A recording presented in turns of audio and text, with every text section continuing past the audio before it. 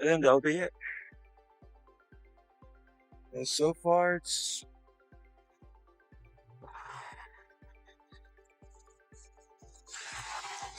quiet, and I think they're here.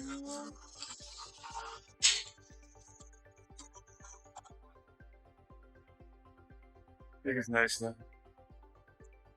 Hello, sir. Can I help you? What's that? Can I help you? I'm just looking around. Can I ask why you're filming our facility? It's pretty cool actually because of the washing and everything. Kind of curious of how this whole thing began. You know. Okay. You want to come up here and chat with me a little bit? Do you mind? Am I detained or? I just need to talk to you because you've been filming our officers in and out, so I just want to figure And I out can't what's do going that? on with that. Huh? And I can't do that? I mean, I wasn't in a public area, so. Okay. What's your name? I don't want to give you my name unless I'm being threatened with arrest, so. Am I under arrest or is it? You're not under arrest. The evening settles into a quiet calm as the man continues filming the area, capturing the stillness before a new voice approaches asking if he needs help. He says he is just looking around, drawn by the way the facility looks, the wash, lights, the movement, curious about how everything works. The officer steps closer, wanting to talk, wanting to know why he is filming their operations and the officers moving in and out. The man reminds him he is in a public space, free to record. The officer asks for his name, but the man declines, refusing to give it unless there is a threat of arrest. The officer assures him he is not under arrest, but still presses, wanting answers, wanting to understand his purpose, while the camera continues to roll steady and unblinking. What's your name? Why are you filming our facility? I just told you, I like the history around this place right here. Okay. Well, while you're talking to me, you got a baton here. I'm just going to hang on to it. Why are you touching me? While I'm talking to you, okay? Why are you touching me? It's for my safety while I'm chatting with you. Well, I'm here. Okay. I'm not going to do any harm with you guys. Okay. So, what's your badge number? It's 51079. And what was your name? What was your name? It's Sergeant Buchanan. Badge number? I already gave it to you. Okay. What's your name and badge number? I'm sorry, sir. I'm at an urgent hearing. What's your name and badge number? Sure. My name's Officer Apodaca. My badge number is 100040. Right. I just want to know why she touched me. I just walked out here. I don't know what's going on. I'm just over here doing a story. Okay. Trying to, in a public area, try to record everything around here. And I saw this wash right here and said, it's pretty cool. I don't know what this whole thing started. Like the wash is being here or the police station was here first. That's all I was trying to figure out. To look around in the public areas. Okay. So you touching me, I want to know why. Because you think I'm a threat? The camera drifts across the quiet facility and everything feels calm until the atmosphere tightens when an officer suddenly reaches in and takes hold of a baton, shifting the moment from curiosity to confrontation. The narrator is simply exploring the area, drawn by the history of the old structures and the wash nearby, trying to understand what came first, the land or the station, while quietly filming in public space. But the touch from the officer raises a silent question as badge numbers are traded and explanations grow thin. The purpose remains simple: a story, a recording, a look at public surroundings, yet the tension grows heavier and the unanswered question remains: why the touch, why the suspicion, why turn a harmless moment into something more? Story or? You got a baton on your hip, sir. Yeah, it's for protection, not from you Make sure guys. that I'm safe and that you're safe. You don't have Oh, any trust me, issues. that's why I'm right here, away from you. Can you explain to me why you're filming over here? Because I like to film in public areas, so public area, right? Okay. Well, I'm going to detain you right now. So Oh we my God. investigate, okay? Really? I don't know what's going on. In a public area, I'm being detained. I'm a backpack. Just figure that out. I don't want your camera to get broken. I'm just going to hold on to it. I'm recording this thing as well. There's pretty cool stuff, you know that, right? I have more cameras in the backpack. Okay. It's ridiculous. In a public area. All right, You're we'll not figure out under what's arrest, going on. but right now I'm detaining you until we figure out what's going on. Okay, I'm going to hang on to this while I'm talking to you. Alright, you're not considering searches and seizures. Alright, he's going to hang on to your backpack. We're going to walk up here. I'm not considering you searches and seizures. Okay, I'm not searching you. I'm No. going to pat you down for any further weapons. Do you have any more weapons on you? Okay.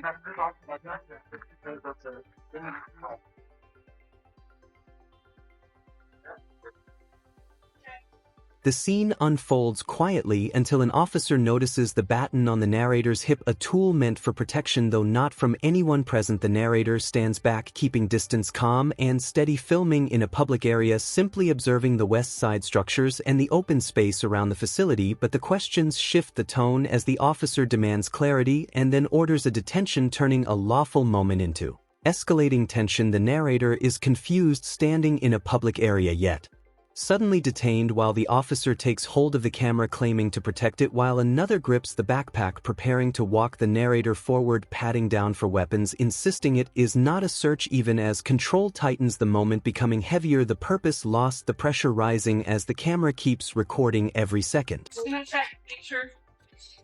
You pointed this way? Yeah, you got it. Mine's pointing this way too. You're a First Amendment Auditor or something?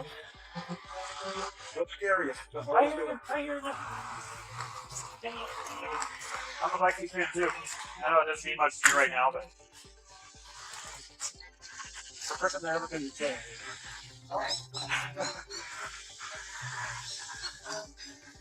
So what's the issue then? Well, you're on our facility. You're videotaping police operations. So, I wasn't. You said I was in a public area. I was told you were over here, standing on our property, filming So this sidewalk operations over here? Yeah. I know the sign is right there, but I didn't go past the sign. Okay. So we're going to review our cameras, and if we got some wrong information, and that indeed is the case, and as I understand, you might be out of handcuffs here in a second, but it sounds like a crime was reported to us that you're trespassing on. I wasn't trespassing. Okay, well that's what was reported to us, right? So we got to investigate it if it's reported to us, right? We can't take anybody's side in anything like that. So that's why you're detained today. I know you guys got cameras everywhere, so check those. I'm going to be checking them. I don't know how to work the system, but I'm going to find somebody who does. We're going to be working on that. Okay. The camera steadies as the moment grows more controlled, one officer reminding another to point his camera a certain way, both sides recording while the narrator stands in cuffs, trying to stay calm, hearing questions about whether this is a First Amendment audit, explaining it is the first time ever being detained, trying to understand why. The issue becomes clearer as officers claim he was on their facility filming police operations, even though he insists he stayed in the public area, never crossing the posted sign. The officers explain a report came in accusing him of trespassing and they must investigate what was told to them, unable to take any side. The narrator reminds them that cameras are everywhere, urging them to check their own footage, and one officer admits he will find someone who knows how to work the system to review what really happened so the truth can surface and the cuffs might finally come off. What's your name, sir? Okay. I did nothing wrong. Okay. Nothing wrong.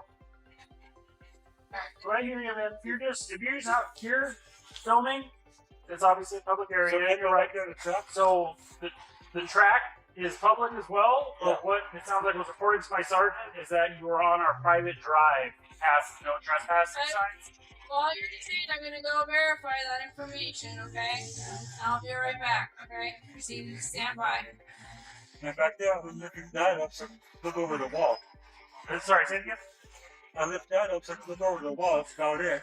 Look over this wall or Over here, okay. where the track is. Okay. Right here, man. Like you're able to do your person auditor thing, man. I don't have to talk to many people out here that have done that at this station, and we've had no problems.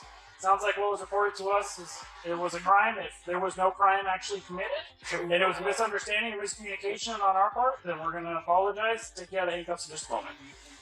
Yeah.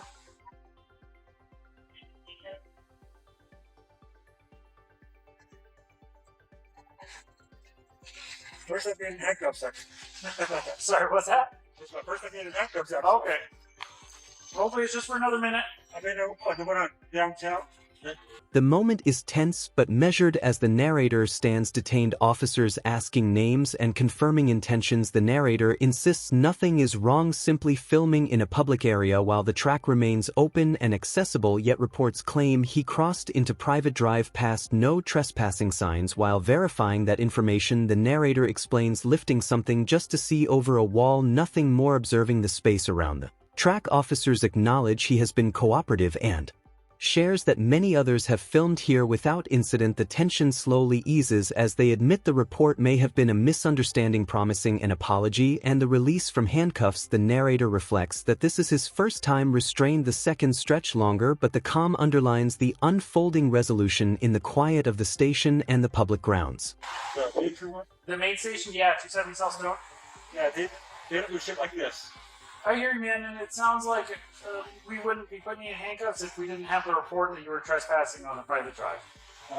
This isn't anything that we're saying you did, but we, for whatever reason, have had people try and sneak in that drive. We had somebody a couple months ago, we don't know how they got in our secure lot, but they were in our secure lot, like walking around and scoping out our cars and stuff like that, but they weren't on the cameras. They had either jumped over the back wall or stuck in through one of the gates, but they had been there. We reviewed cameras for hours. He had been back there for like 3 hours, like hiding in their cars and stuff like that. So we've had security issues here, which is obviously concerning. I'm not saying you did any of that, but you can understand like how that kind of puts us in that frame of mind when we get, hey, there's some dude walking in a private drive back here. Hey, now he's out front. And my sergeant came out to talk to you for that reason. What's that, private property line at? I mean, there's a track, I mean, there's like a little bit of dirt right there on the side. Is that your property too? Next to the track? Yeah, next to the track. I just talk to people out there. I don't really push it. But if they're out like on the private drive walking, I've stopped people trying to come in our gates many times. That right here. I'm talking about The camera lingers on the main station, a massive structure with 27 stone cells. The narrator listens as the officer explains why handcuffs were applied. A report of trespassing on a private drive, a caution born from past incidents when someone had snuck into the secure lot hidden under cars, walking through gates or jumping walls. Cameras showing hours of unnoticed movement, raising alarms and creating concern for security. The narrator clarifies he has only been observing, staying on public areas, but the officers describe their mindset, how previous breaches make any unknown presence suspicious. Questions about property lines and the track arise, and the officers explain they regularly stop people from entering gates, emphasizing the delicate balance between curiosity and safety while the narrator documents it all, quietly keeping perspective on both sides. Do you want me to pick that up so it doesn't get damaged? Yeah, you got it. Is there a way for me to set this up so I don't have to... you have a 3 legs right there? Oh, these are 3 legs? Yeah, 3 legs. Pull it out. Oh, that's pretty sweet, dude. Yeah, it doesn't have a 3 box in the back. So, Well, it's not going to fall over like that, right? It's fine? that's fine. Okay. I don't want to damage anything. Do you think that's okay? That's okay. Okay.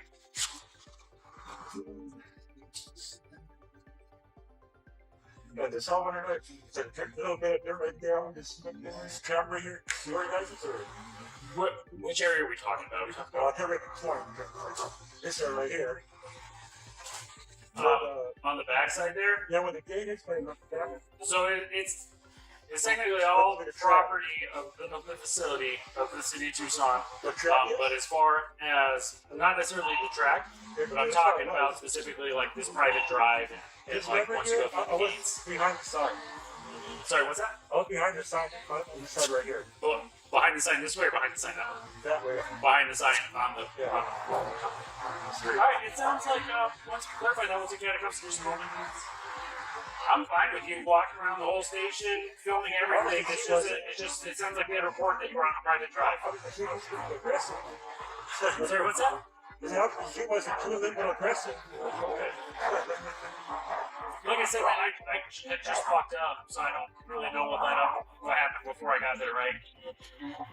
I just heard her say on the radio she was out with somebody on the front gangplank or bridge or whatever, and I just came out here to make sure she was okay. I didn't know what was going on. So whatever she got before I was involved, she First got grab my before. stuff, she can't do that. That's just probable cause. What's that? First grab my stuff, she can't do that.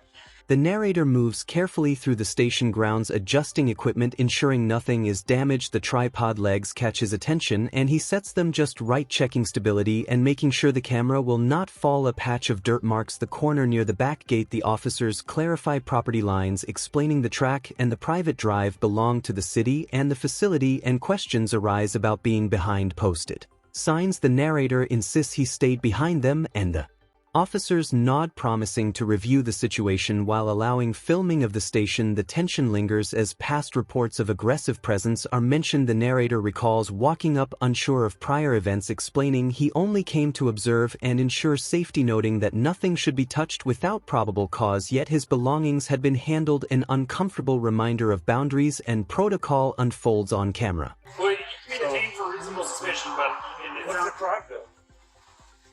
trespassing. That's what we had reported to us. That's not trespass. Well, if you indeed did not trespass, or even if you did, we might just warn you. If we look up on cameras, I'm not saying you're lying. I'm just saying. For instance, we looked on cameras and saw you. Oh, you were actually past the sign. Oh, or close. It's not a sign. I'm just giving you for instance. We're just having a conversation, right? So, we end up talking to our witness or whoever told us about this, and they say, "Oh, he was past the thing, past the sign." We look at video cameras, you're past the sign. We might just tell you, like, "Hey, don't do that." There's a lot of handbooks. I'll just show you guys where I was. Okay. I hear you. We're trying to talk to the witness to try and speed that up. We're trying to get you out of cuffs as soon as possible.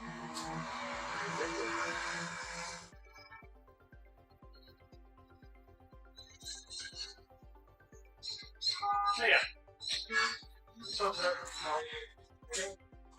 Guy's number? Huh? Your dad's number? 41820.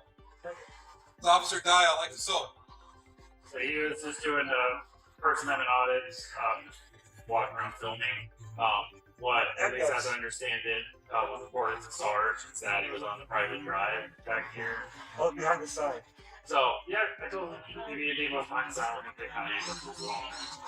Sounds good. Just so you know where we're at. Somebody come here like this? What's that? Somebody comes here with a camera like this? It has happened from time to time, yeah. And we let them film. I've had people. Obviously not. Well, like I said, it wouldn't be a problem if we didn't have the report that you were on the private drive. Because I did explain to you earlier that we've had people try and sneak in there, and we had that dude hang out back there for like 6 hours. I'm not dealing with the camera and broad daylight. Dude, you would be surprised what I've seen people do in broad daylight. We just came from a call. A guy was hit a girl in the elbow with a bat after she came at him with a knife. Well, it was last month or so we had a dude come in here and try to hit the officer on the other side of the glass, smashing all our windows. Yeah. So that's overdose. Not a camera. Yeah, I hear you. we don't know you, do we? But like I said, sir, I'm sorry I didn't catch your name, but like I said, I didn't get it. Okay. Right. Well, that'd be why. So like I said, if everything you're telling us is true, then you're gonna be out of cuffs, but we had to report the crime, so that's why you're detained. Alright, is this your earpiece? I'm gonna just put this in your bag. I'm not looking inside or anything. I'm just putting it in there for our safety. Okay? So, turns out there was misinformation on my part and miscommunication. It sounds like you were on the sidewalk and you weren't on our property, so I'm gonna let you go. You're free to leave. See this, guys? Honestly, man, you didn't really make a good day anyway. We're close. I know. We don't do anything. The tension lingers as the narrator stands detain the officers, explaining that reasonable suspicion allows detention, but the reported crime was trespassing. They describe checking cameras, reviewing witness statements, and considering the possibility that he may have crossed the sign or simply stayed on the sidewalk. The narrator insists he remained on public property while officers work to verify details. Handcuffs hold him briefly, but there is a constant effort to resolve the misunderstanding. Quickly, the story unfolds against the backdrop of past incidents, people sneaking into secured areas, violent encounters, and property damage, reinforcing the officer's caution. Yet the narrator is calm, explaining his First Amendment audit, filming in broad daylight. The earpiece is placed aside for safety, and slowly clarity emerges. It was misinformation, a miscommunication. The sidewalk is public, and he is released finally. Free. The cameras keep rolling, capturing the relief and the tension that had defined the encounter from start to finish.